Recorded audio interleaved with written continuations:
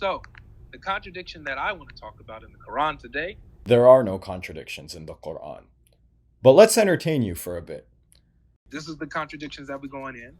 One verse is chapter 35, verse 18. It says, no bearer of burdens can bear the burdens of another. And then another verse, 29, verse 13. And you have 16:25 that says that bearer of burdens will bear their own burdens and the burdens of others that they've misled. So, which is it? Can they bear the burdens of others or can they not? This is what happens when you do not know how to read.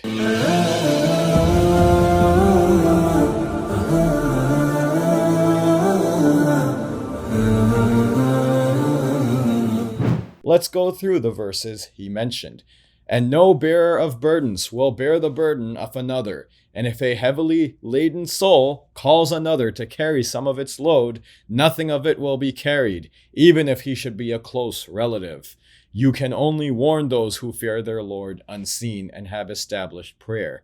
And whoever purifies himself only purifies himself for the benefit of his soul, and to Allah is the final destination. This is a very basic concept for anyone who can read. You cannot transfer your sins or offload your sins onto anyone if you committed them.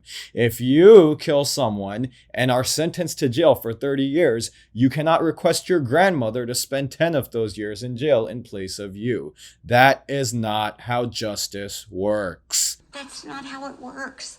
That's not how any of this works. Moving on to the other verse, which is apparently supposed to contradict what we just said. In chapter 16, verse 25 of the Quran, it says, on the day of resurrection, they will carry their own burden and some of the load of those they have led astray without knowledge. Oh, how evil a burden they will carry. Again, a very basic concept. If you misguide anyone, you also take a share of their sins, because they are also your sins. You are the cause of their misguidance. They are punished for their misguidance, and you are punished for misguiding them. Here, look, I'll make this very easy for you to understand. This is you. Imagine that. Imagine that's your friend, and imagine that's some heroin you're giving him. Now, if your friend takes the heroin and ends up using it, then that's the sin on him. You get the sin of influencing that friend and giving it to him. But you also get this friend's sin as well for smoking heroin or injecting it or however else he's going to take it. So you have the share of his sin as well as your own sin, but that doesn't take anything away from his sin. We have the same concept for good deeds as well. You can receive good deeds for influencing someone to do good without taking away anything from their share.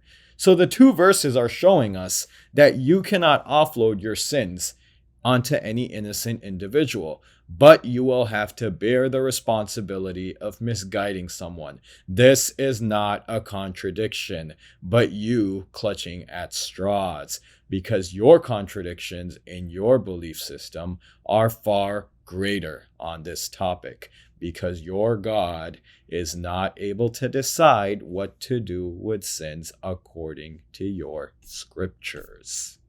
Please come up with better arguments. We are waiting.